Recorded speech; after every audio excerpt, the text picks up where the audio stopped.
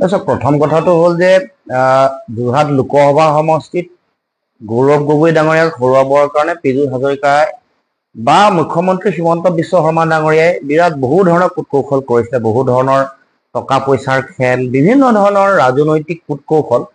কিন্তু অৱশেষত ৰাইজৰ যিটো মতদান এইটোৱে প্ৰমাণ কৰিলে যে ৰাইজ আচলতে তেওঁলোকৰ লগত নাই, বা গণতন্ত্ৰত সাধাৰণ জনতাই যে মূল কথা এইটো প্ৰমাণ হৈছে।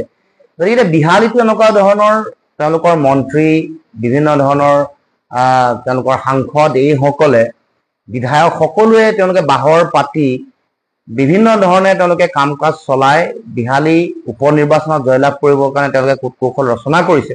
আৰু দেখিছো যে কেইবাগৰাকীও জ্যেষ্ঠ মন্ত্ৰী তাত বাহৰ পাতি আছে।